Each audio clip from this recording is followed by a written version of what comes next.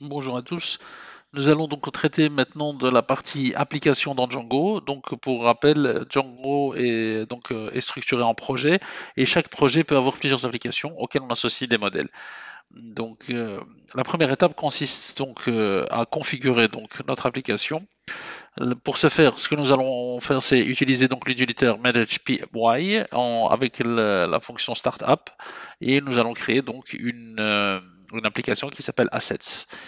À partir de ce moment-là, nous voyons que nous avons un nouveau dossier, Assets, dans lequel se trouve donc toute une série de fichiers créés par Django.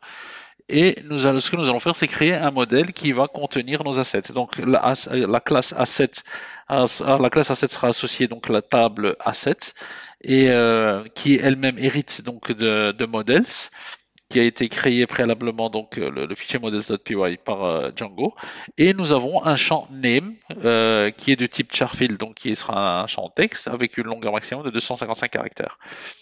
Après ça, ce que nous devons faire pour que nous puissions utiliser donc ce nouveau modèle, il faut aller dans donc le fichier settings.py qui se trouve à la racine donc de GMAO, donc au niveau du projet, et il faut ajouter donc notre nouvelle application. Et donc pour ce faire, on va donc dans la partie installed apps et dans l'arrêt et nous ajoutons donc l'application c'est assets donc .apps donc c'est le qui correspond au fichier apps qui se retrouve dans l'image supérieure ainsi que donc en particulier le assets.config.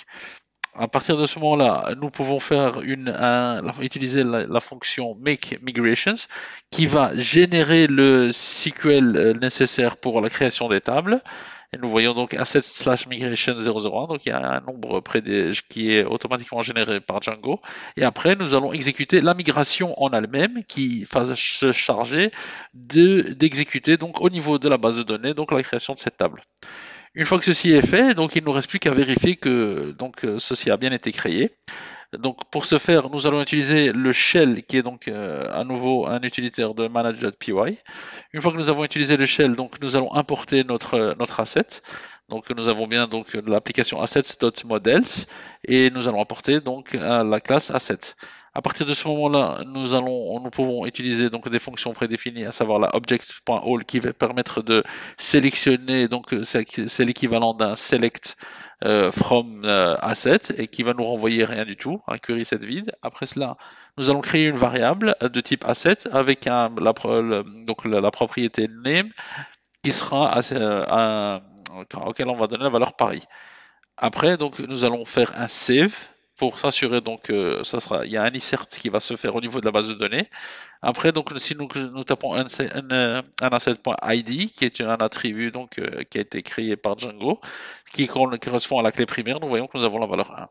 Et si nous faisons asset.object à nouveau .first, donc qui est une méthode qui permet de renvoyer le premier objet, la première occurrence dans la table, avec la propriété name, nous retrouvons bien Paris.